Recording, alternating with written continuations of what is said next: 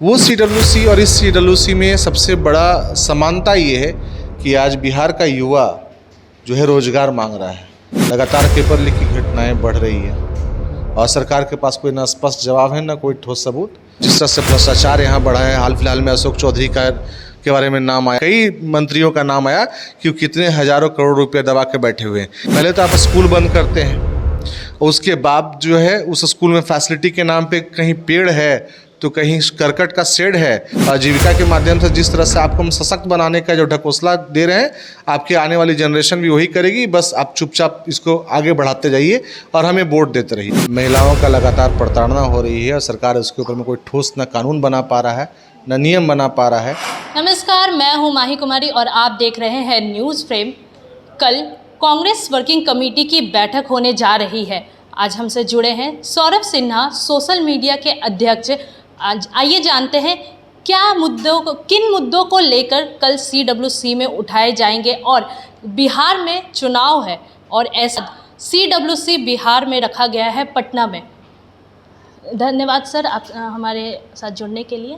कल सीडब्ल्यूसी की बैठक रखी गई है, किन किन मुद्दों को लेकर बैठक है? पहले तो आपका धन्यवाद। देखिए, इसके पहले सीडब्ल्यूसी 1940 में हुई थी डॉक्टर राजेंद्र प्रसाद जी के नेतृत्व में, और वो बैठक भी बहुत महत्वपूर्ण बैठक थी। कारण ये था कि उस समय जनता के अधिकार को लेकर के उसमें प्रस्तावना आई थी।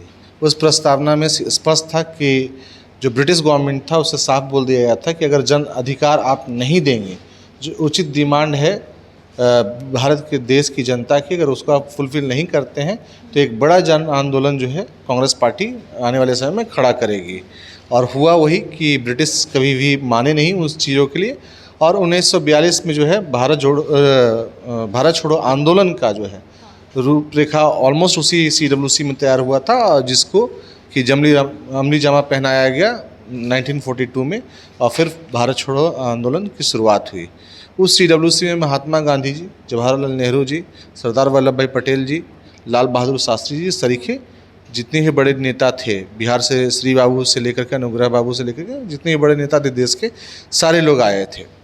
वो सीडब्ल्यूसी और इस सीडब्ल्यूसी में सबसे बड़ा समानता ये है कि आज बिहार का युवा जो है रोजगार मांग रहा है। लगातार पेपर लीक की घटनाएं बढ़ रही हैं और सरकार के पास कोई ना स्पष्ट जवाब है ना कोई ठोस सबूत। एक पेपर लीक का मामला ठंडा पड़ता नहीं है कि दूसरे पेपर लीक में बच्चों को झोंक दिया जाता है। और जो बच्चे पेपर लीक का सबसे ज़्यादा शिकार हैं वो आम घर से, गरीब घर से बिलोंग करते हैं, जिनके पास उतना पैसा नहीं होता है कि वो इतना ट्रैवलिंग कर सकें। रोजगार मांगने पर लगातार लाठियों से पीटा जाता है। जैसे महिला सशक्तिकरण को लेकर सरकार बड़े बड़े दावे करती है, लेकिन सशक्तिकरण के नाम पे क्या है, आज भी महिला और पुरुष का जो रेशियो है, इतना ज़्यादा आरक्षण देने के बावजूद भी वो फुलफिल नहीं हो पा रहा है। उसका कारण क्या है कि अशिक्षा आज भी हमारे यहाँ सबसे ज़्यादा है, और ख़ासकर महिलाओं के बीच में। इस वजह से उनको नौकरी और रोज़गार नहीं मिल रही है। ऐसे ही बिहार में नौकरी रोज़गार की बहुत कमी है, बच्चे पलायन कर रहे हैं। और उन माओं से जाके पहले पूछिए जिनके बच्चे आज यहाँ नहीं हैं।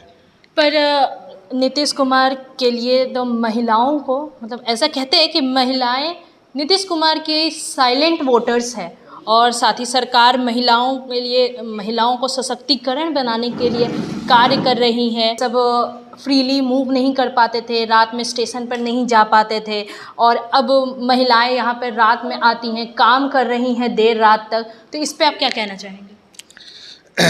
नीतीश जी का दिक्कत ये है कि बढ़ते हुए आपराधिक ग्राफ को वो कभी पब्लिक में जाहिर नहीं होने देते।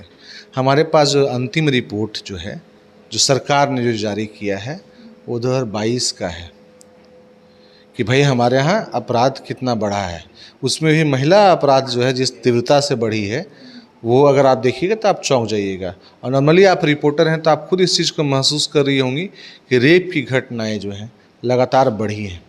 तो ये सिर्फ बोल देने से कि पहले लोग नहीं चलते थे, अरे जो बच्चे 1 साल के होंगे या 5 साल के होंगे आपकी सरकार में, वो 20 साल 25 साल के हो गए, मतलब उनको रोजगार के लिए। वो बच्चे तो पुरानी सरकार नहीं देखे हैं। आप किनके बारे में बोल रहे हैं? अरे उन बच्चों को तो आप लाठी से मार रहे हो लगातार। उसमें बच्चियाँ भी हैं लगातार जो लगातार मार खा रही हैं, पिटा रही हैं। तो वो तो सिर्फ लोगों का सिर्फ आईवॉश करने का एक तरीका है उनका, और महिलाओं को सिर्फ वोट बैंक के अलावा उनके पास कुछ नहीं है कि वोट बैंक की तरह ही उनका इस्तेमाल करती हैं। जो 10,000 का जो घोषणा हुआ है, जिसका बड़ा बड़ा पेपर में ऐड निकला, जितना जीविका दीदियों का नहीं सैलरी बढ़ा होगा या जितना जीविका के समूह को नहीं पैसा गया होगा, उससे ज़्यादा पैसा जो है वो प्रचार तंत्र पर खर्चा कर रहे हैं।